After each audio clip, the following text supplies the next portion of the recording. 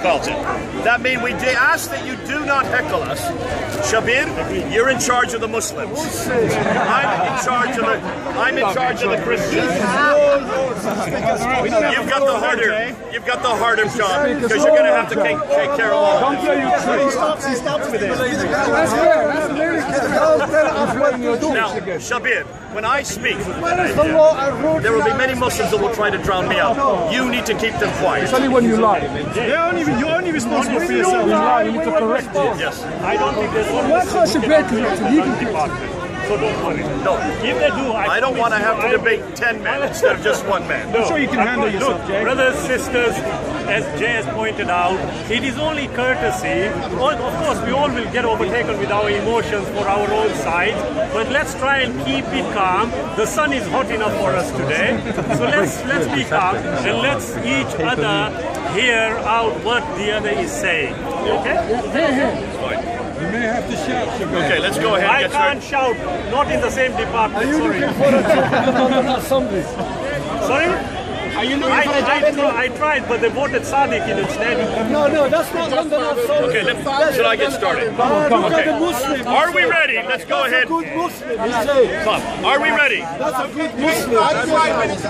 I will call myself. If you touch me, I will call myself. Hey, tell your fellow man. Jay, start your tell your Jay, that's neither side. Be fair. Are we ready? Today we're going to ask the question, who is God? And is Jesus God? Now the question has come up many times here at Speaker's Corner. We've always had this question that's come up. Where does Jesus ever say, I am God? Muslims then say, where does he say, worship me? Jesus doesn't say, I am God, worship me. But does he ever say, I am God? Yes, he does. And the best place to look for that is John chapter 8, verse 58, which we had a discussion about a month ago. In John 8:58, it's very clear that Jesus is talking about Abraham. And he's saying earlier in the verse 41 that Abraham did not want to kill me. He's talking to Jews. He's in the temple. Therefore, he's talking in Hebrew to the Jews in the temple. In verse 56, he says, your father Abraham rejoiced at seeing thy day, which means he was talking with Abraham. And of course the Jews got upset. And they said, how can you talk about speaking with Abraham? You're not even 50 years old. And Jesus responds in verse 58, before Abraham was, I am. In the Greek, it is ego eimi. That is the clearest reference we have of Jesus saying, I am God. John 8:58. Now, when he said that, of course, look at the reaction of the Jews. The Jews took up stones as if to stone him. And he walked away. And he hid from them. It says there in John 8. Why did the Jews pick up stones to stone him? Because they knew that he was claiming God's holy name. Ego eimi is the Greek translation of Yahweh, or Ehyeh, Hashem, Ehyeh, which comes from Exodus chapter 3, verse 14. The first part of Exodus chapter 3, verse 14. Ehyeh, Hashem, Ehyeh. See, that's the phrase that God gave to Moses in 1400 BC. In 1400 BC, God was asking Moses, he was there, he appeared in the burning bush. And Moses was going to go down to Egypt. And he wanted to know the name of God before he went down, so that the Israelites who are in captivity there in Egypt will know which God he represented. And that's why he said, Ehyeh, Hashem, Ehyeh. Tell the people there that it is me, it is I am who has sent you. And in verse 15, he repeats the word again, Yahweh. This is the third person singular. Ehyeh is the first person singular. So now we get the third person singular, and he said, and this shall be my name forever, from generation to generation, which means it's still God's name today. And it's the name that all the prophets used. It's the most popular name for God in the Old Testament. This is God's personal name. This is the name that shows him as separate from all other gods. To recognize which God we're talking about, you need to use this name. This is the name that Moses then used. And this is the name he took with him when he went down to Egypt. And this is the name that Jesus was using there in the first century, 1400 years later. Now, that's going to puzzle him, and he's going to decide he doesn't like that. We're going to see what your questions are concerning that. How much more time do we have? 1 minute. 1 minute. But folks, what I'm going to do today, we're going to unpack that name. We're going to look at that name. We're going to see why it's so important. And we're going to see why God chose that name. And we're going to see why the translators use the translations they use. And then we're going to come back to Jesus and see where that name is found elsewhere. Where we can find it elsewhere. After that, we're going to go look and see what is the name that Moses would have heard in 1400 BC. And we're going to ask some questions of the Qur'an. We're going to ask some questions of the same incident that we find in Surah 20. But folks, after today, I hope all of you, especially Muslims, especially you, are listening to this debate. Because you're going to hear something, some of the things we're saying will not be pleasing. We know that. Other things that we say are going to be hard to understand. But folks, bear with us. I now give it over to you, and I ask you now, as a rebuttal, what are you going to do with Ego Amy in John 8:58? Yep.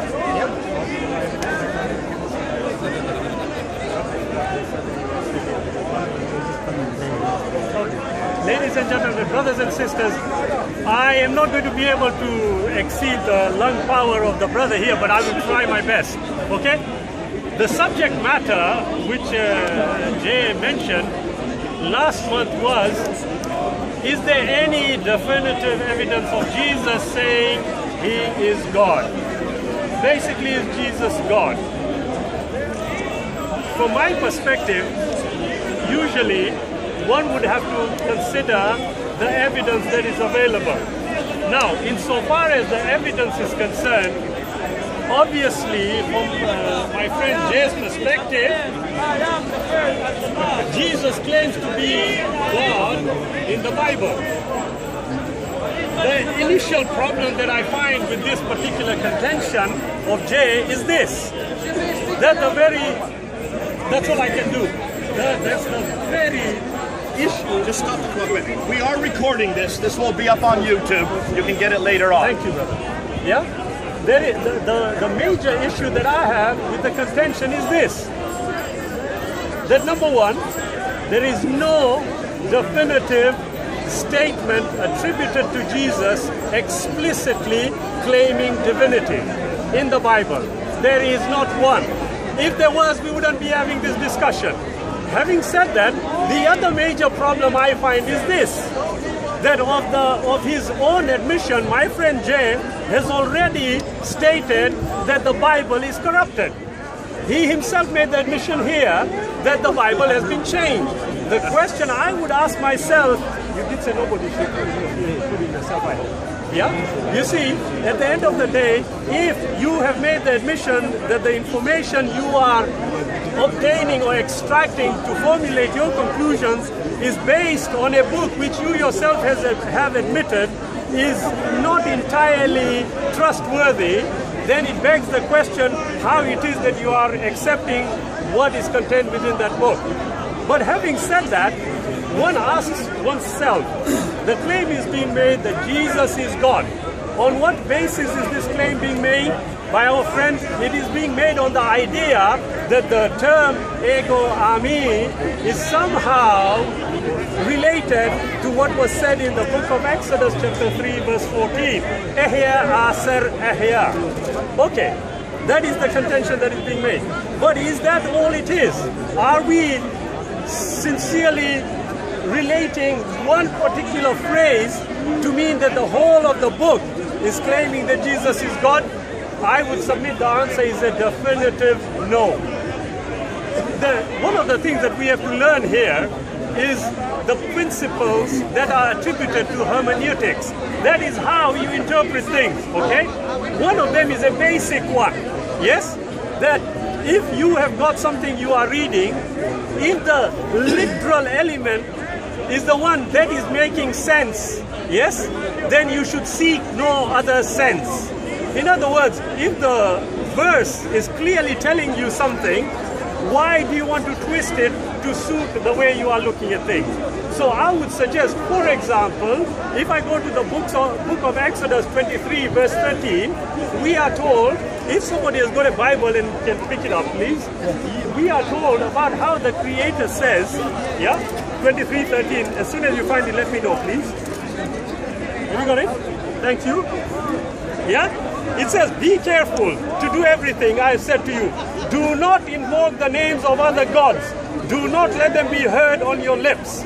Now, Exodus 23:13 says, do not invoke any other gods. My question would be, okay, if I were to take the understanding of Jesus being God, is this Jesus making the statement? Or is it God the Father? And if it is God the Father, is he also claiming that any other being that makes a claim to God is not to be considered? Does that include Jesus when he made the claim? Okay, this particular verse is explicit. Now, this is not only the verse, Isaiah 43 has got the same thing. The Creator is saying he is a jealous God. In what context is he? And if he is saying he is a jealous God, is this Jesus saying it, or is it God the Father saying it? And if it is God the Father saying it, what is the role of Jesus in this? Now, if this is going to lead to confusion, then I would submit to you that the principle should be kept in mind, that what is literal ought to be considered rather than anything else. Okay, thank you, Shabir. Let's go through what he is putting out. What he's saying is we have to have proper hermeneutics. And he's saying, and he invokes Exodus chapter 23, verse 13. Do not use any other name. Have you noticed? Jesus has not used any other name. He was very clear. He was talking to Jews. He was talking in the temple. He was using Hebrew. The name that he used, Yahweh, or Ehyeh, Asher Ehyeh, is the word that he used. When he used Ehyeh, I am, as soon as he said that, he's not using any other name. If he had used Allah, then I would suggest he was using the wrong name. See, Exodus 23 verse 13 is very clear. You should also go to Deuteronomy chapter 18 verse 18, because the same thing is asked there, where God's name is in verse 17.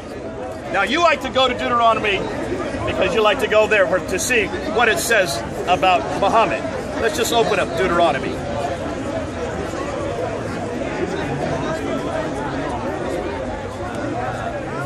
Verse 18, I will raise them up a prophet from among their brethren. You bring this to us all the time. The problem is you don't read the next verses. Which is this prophet from among the brethren? But then it says, and I will come to pass that I will not hearken unto the words which he shall speak in my name. Which name is he talking about? Look at verse 17. The Lord, there's Yahweh. But the prophet who shall presume to speak in a word not my name, to speak a word in my name, which I have not commanded, or that speaks in the name of other gods, even that prophet shall die. I will take you up on that. Every prophet must speak in this name. And what is this name? Yahweh. Yahweh. Ehyeh. Asher Ehyeh. Yes. Any other prophet that speaks in another name, we must put to death, according to verse 20. Don't just stop with verse 18. So what's the name your prophet brought? The name your prophet Muhammad brought is not Ehyeh. Allah.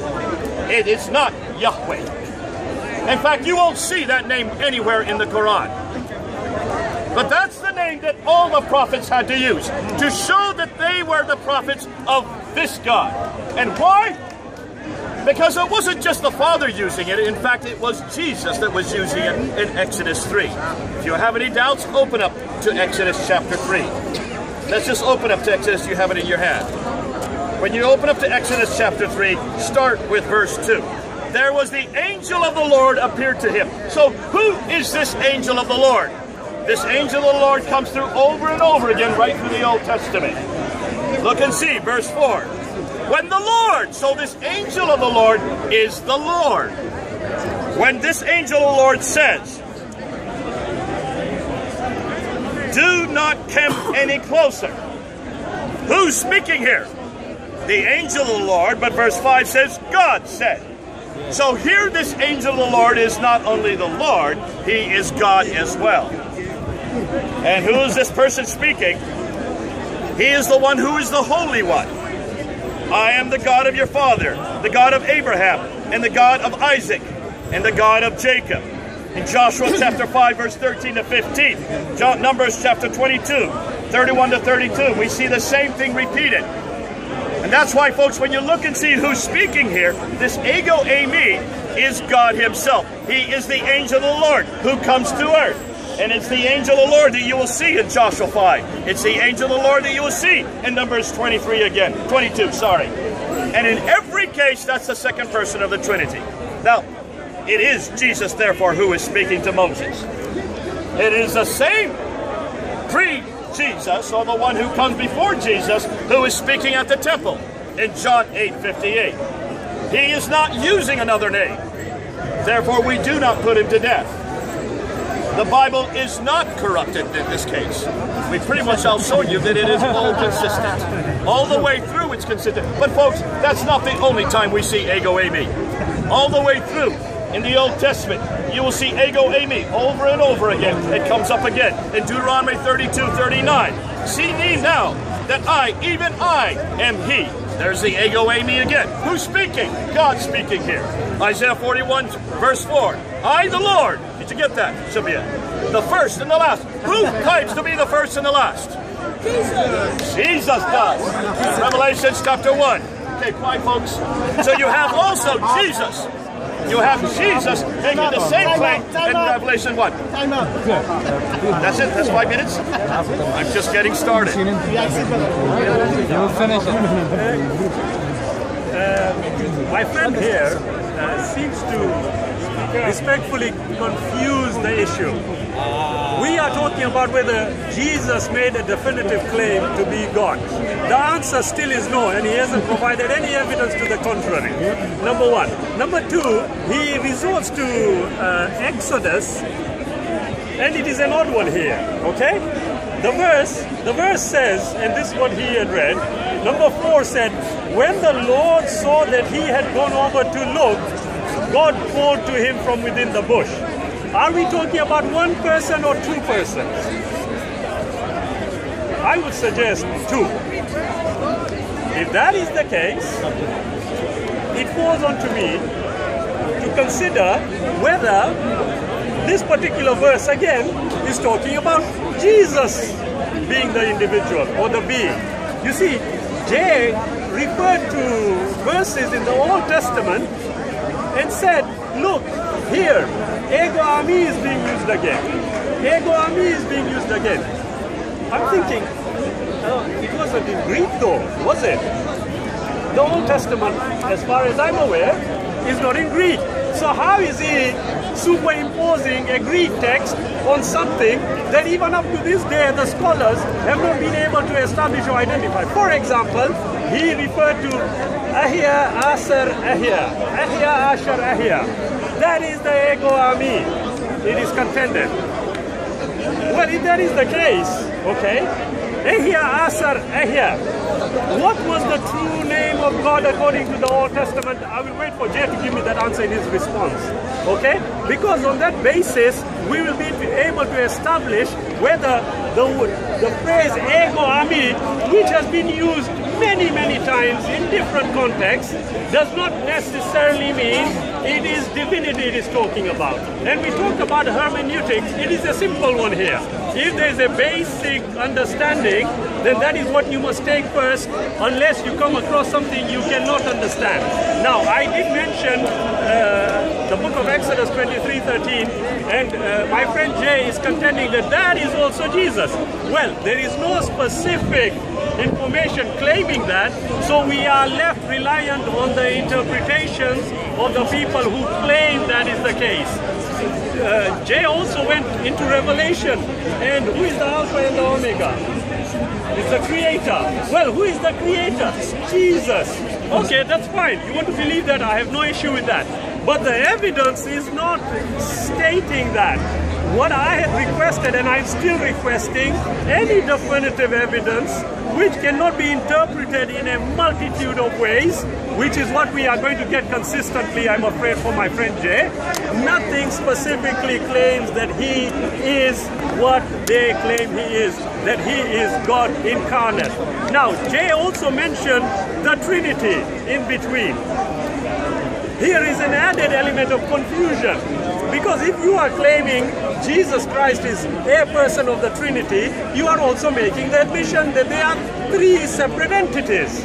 And if there are three separate entities, how can you definitively establish for me that the entity that spoke in Exodus 23:13 was Jesus? I would seek an answer from Jay in his rebuttal.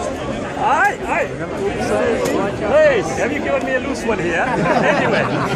You see the trick. Yeah? You need to be a little more stable. I know. Be stable like me. Actually, the other isn't I am.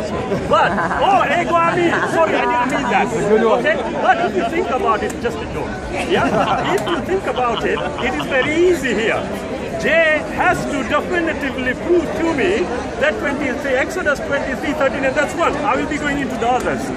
Is definitively saying that it was Jesus God speaking there, and not Father God. He has claimed about the Trinity, then I would humbly submit to him that he now needs to definitively tell me, Exodus 23:13, it's not God the Father speaking, it is God the Son speaking. I will wait for him to give me a definitive response. Having said that, a bit further than that we go, if you go into Revelations, you go into the New Testament. The New Testament is based on what? On the Greek writings, okay? The Greek writings themselves will tell you certain facts. Ego ami has been used many a time. Yes, it doesn't necessarily mean just because ego ami was used, just I used it, I am stable, it doesn't make me suddenly God. Unless some very, very loving individual for me is going to make me God. Okay. Now, did you hear him say that I said that Exodus 23:13 is Jesus? Did I ever say that? I didn't say that. Please don't quote me when I didn't say. God is speaking in Deuteronomy 18. Get it right. You can roll back the tape if you want to see. I didn't say that he's speaking there in Exodus 23. You're on shaky ground. You're going to fall off again. Deuteronomy 18 is very clear that God is speaking here. And he's speaking to Moses. And he's warning, like you see in Exodus 23 that you like to go to, that be careful of those who come in the name of other gods. That's the warning. And that's the warning we're giving all of you. Because we're saying much more than what he wants to say. These warnings are all through the Old Testament. The warning is, only trust when God speaks in his name. And that name is not Elohim, it's not Adonai, it is Yahweh. It is this name Yahweh that we're looking for. Ego eimi is nothing more than a translation in Greek. And it's also the translation that we see in the Septuagint. That's why we use the Septuagint, and that's why John, who was writing John chapter 8, verse 58, uses ego eimi, referring back to the Septuagint rendering, translation of the Hebrew. But as I said at the very beginning, Jesus was speaking Hebrew. So he would have used Ehyeh or Yahweh. That's the name that you will see all through the Old Testament. See, Adonai, we don't really think much about that name. That's a descriptive name for God. It's only found 300 times. We know that there's Elohim, which is a generic name for God. Generic plural name for God. Around 2,000 times. But the name that's by far the most important name, the name that everybody knew is God's unique name, God's holy name, God's personal name, Yahweh, that we see introduced here in in Exodus chapter 3, verse 14. That name is found 6,823 times. We don't have time to go through all of them. Why is it that your prophet Muhammad did not know that name? And why is it that that name is not found in the Qur'an? And why is it that that name is not found in any of your traditions? In fact, I would suggest the reason why that name is not there is because your prophet never knew God. And the name he did use, we're going to unpack in a little bit. We're going to look and see who Allah really is. And we're going to see Allah is nothing like Yahweh. Allah, in fact, we're going to find, is incapable of doing what Yahweh could do. And your God in the Quran, the God that Muhammad introduced, or the God that Muhammad used, he didn't introduce it. This God, I don't recognize. That's why I love it when Jesus actually used the name Ego Eimi. Now, we could go to other things that show why Jesus is God. We're sticking with Ego Eimi today because of the impact that that made on the Jews that were listening. The impact it made on the people right there who wanted to take up stones to stone him. Look at John chapter 18. John chapter 18. He brought it up again. When Jesus said, I am he was going to be arrested. They said, we're looking for Jesus of Nazareth. And he said, I am he. Ego Eimi. The Jews fell back to the ground. They fell back and collapsed on the ground. These Jewish guards. Why? Because here a mere man was using God's holy name. Employing it, not just repeating it, not just speaking it, which no Jew could do. He was actually claiming it. And that's why they reacted the way they reacted. Folks, let's see if Allah can get that kind of reaction. We don't see Allah anywhere coming close to this kind of God. Because what does Ego Eimi mean? Or what does Yahweh mean? What does Ehye, Asher Ehye? Now, in the Septuagint, the Greeks have done a very interesting thing. The Greek scholars in the 2nd century BC, they didn't just say Ego Eimi twice. They went Ego Eimi Ha'an. Are you familiar with this? Yes. Ego Eimi Ha'an. Why did they put Ha'an there? Because when you're translating from the Hebrew into the Greek, if you just repeat Ego Eimi twice, if you just repeat Ehye twice, as it was there in Exodus 3, for someone who was Greek would not understand that. That's why the Septuagint put Ego Eimi Ha'an. I am the being, or who is. We're going to unpack what that means the next time around, since I'm now out of time. But look at that and understand that before you go any further. And then come back and tell me, where does Allah meet those credentials? I had asked Brother Jay to come back to some of the questions that I had asked, including Deuteronomy 18. Yes, I asked about the Lord and the God. I asked about Exodus 23:13. I didn't get anything that was shaky. Possibly for you it was. Yes, but if I can. Yeah, you see, it was simple. I asked, can you definitively tell me, and I will ask it again, can you definitively tell me that it is God the Father that's mentioned there, or is it God the Son, Jesus? That's what I had asked, which I wait for you to answer. But going on what you said, you see, you have mentioned twice the Septuagint.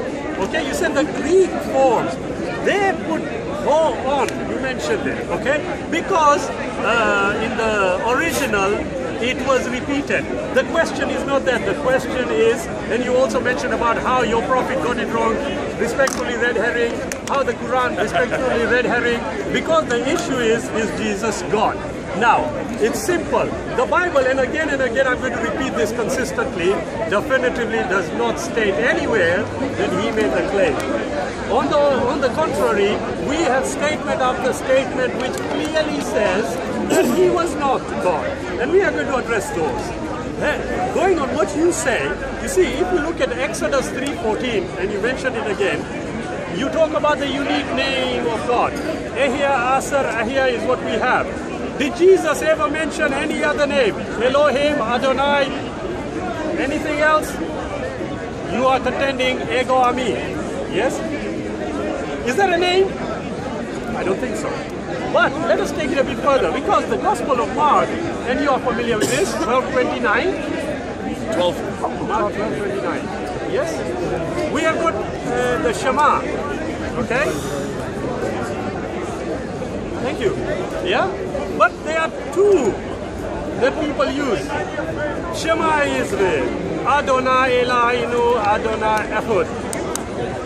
Shema Israel, Yahuwah Elo, Yahuwah Echad. Now, I ask myself this question. If Jesus was not speaking Greek, as far as we are aware, he spoke Hebrew, when he uttered, as it is claimed in the Bible, when he uttered Shema Israel, Hear, O Israel, Adonai Eloheinu, Adonai Echad. He himself rightly claimed Adonai is not one that we can really seriously consider. It's out. Adonai is out. So what is the name of God? That's what it says there. But it is for him to respectfully rebut what I am saying. Having said that, the question is this. Does Jesus ever make this claim definitively? We've already said no. So any verse that Jay is bringing up is merely subject to an extreme form of interpretation. When I talked about Deuteronomy 18, I asked you, it uses the word Lord and God. I contended there are two, and I said, well, if they aren't, please, Jay, come back to me. But I still want an answer to this before we move to those other verses. I want an answer to this. When those words are being said by God in the Old Testament, are you definitively saying to me, bearing the evidence in mind, that whenever God is speaking, it is actually Jesus, the Son God, speaking, or is it the Father God speaking? Which one is it? I would appreciate a response from Jay in his rebuttal. But he restricted himself to ego ami, ego ami. I'm sure he is aware, we are aware that ego ami, and you did point it out, is used many a time in many different contexts. Yes? So what makes this particular use by Jesus in 858, which renders him from first a prophet to a son and now to a God? Definitive reasoning required. It is easy for us to interpret things the way we want them, but evidentially we should have something which we can reasonably assess. Now, despite the effort of Jay to have ego emi fit into the Old Testament, he is signally failing. And the reason I say this is simple. Every time he uses a verse, I want to know from him first and foremost, is that Jesus the Son, part of the Trinity which he accepts, or is it the Father God who is speaking? Because if you are going to tell me it's Jesus the Son, then we have got something which we can move to. If you say it's the Father, you are in serious trouble. Well, actually, either way you are in trouble. There we go again. And you see, he still hasn't answered my question. Why hasn't he answered my question? We'll come back to it again. You can see why he doesn't want to answer this question, because this is difficult for any Muslim to go beyond what exactly and who Allah is. But let's get back. You're talking about Mark, where Jesus quotes Yahweh Eloheinu Yahweh Echad. He's actually quoting Deuteronomy chapter 6 verse 4. There is the Shema in Deuteronomy 6 verse 4. And what is the word Yahweh Eloheinu Yahweh Echad? Yahweh is the name.